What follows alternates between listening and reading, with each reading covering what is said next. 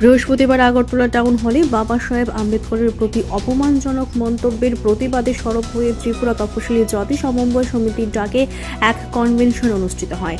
এই কনভেনশনে উপস্থিত ছিলেন প্রাক্তন মুখ্যমন্ত্রী মানিক সরকার, প্রাক্তন বিধায়ক সুধন দাস, সাধারণ সম্পাদক রামচন্দ্র ডোম, দলিত শোষণ মুক্তি মঞ্চ সহ আরো অন্যান্যরা। মানিক সরকার এই বিষয়ে কি প্রতিক্রিয়া দিলেন, চলুন। 2025 সালে আমরা পদার্পণ করেছি আজকে 2 তারিখ। তাই কথা শুরু করার আগে ইংরেজি নববর্ষকে ভাবনায় রেখে নববর্ষের শুভেচ্ছা আপনাদের জানাচ্ছি।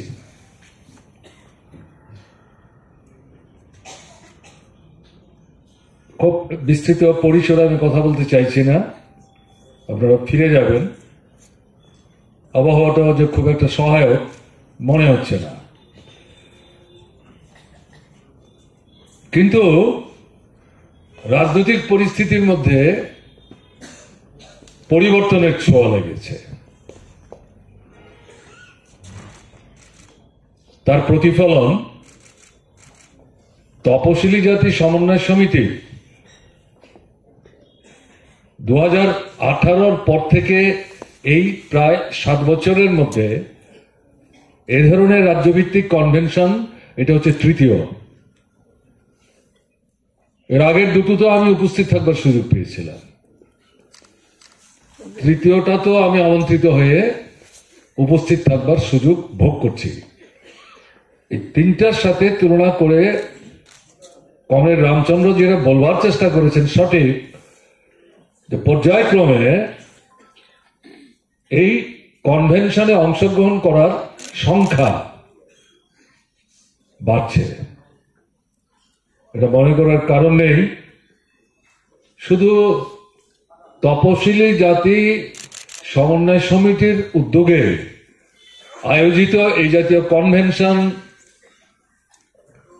জেলা বা মহকুমা ভিত্তিক নানা ধরনের সাংগঠনিক এবং আন্দোলন সংক্রান্ত কর্মসূচিকে সামনে রেখে যে সমস্ত কার্যক্রম,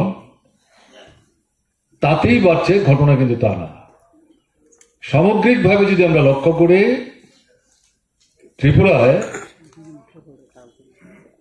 বিভিন্ন যে গণতান্ত্রিক সংগঠনগুলো, শ্রেণী সংগঠনগুলো কাজ করছে, শ্রমিক, কৃষক, ক্ষেত মজুর থেকে শুরু করে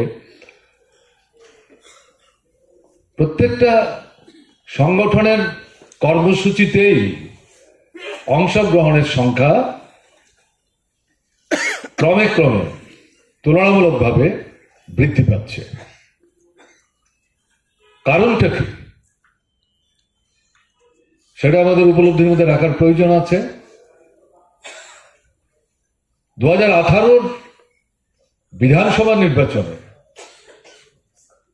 আরএসএস নিয়ন্ত্রিত বিজেপির পক্ষ থেকে সরাসরিভাবে দেশের প্রধানমন্ত্রী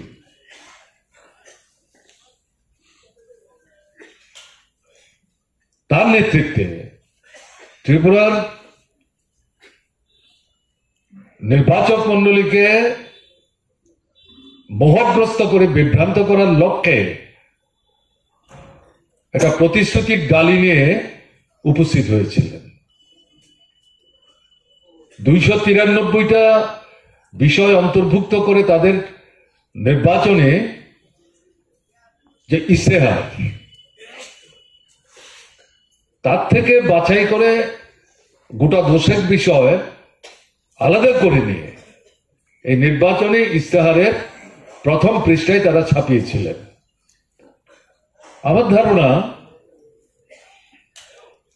যারাই এই ইশতেহার দেখবার চেষ্টা করেছেন তৎকালীন সময়ে 293টা বিষয়ের ভেতরে তারা যাওয়ার সবাই চেষ্টা করেছেন, ঘটনা বোধহয় তার ছিল না। তো মূলত প্রথম পৃষ্ঠায় এই 293 যে মানে সারমর্ম, মূল আকর্ষণ সৃষ্টি করার জন্য যে বিষয়, প্রত্যেকটা বিষয়ের সঙ্গে অর্থনৈতিক স্বার্থ যুক্ত এবং মুন্সিয়ানার সাথে বিষয়গুলি বাছাই করা হয়েছিল। শিক্ষক, ক্যাডারি, কর্মচারী থেকে শুরু করে একেবারে গ্রামাঞ্চলে গরিব, নিম্নবিত্ত, পেছনবর অংশের মানুষ, উপজাতি তফসিলি নির্বিশেষে।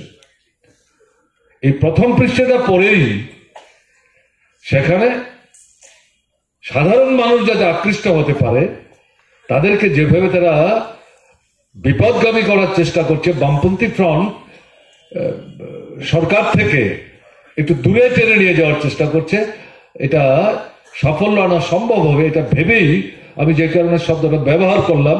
মুন্সিয়ানের সাথে এই প্রথম পৃষ্ঠার 7-10টা বিষয় তারা বাছাই করে উপস্থিত করেছিলেন। আমার এখনো মনে আছে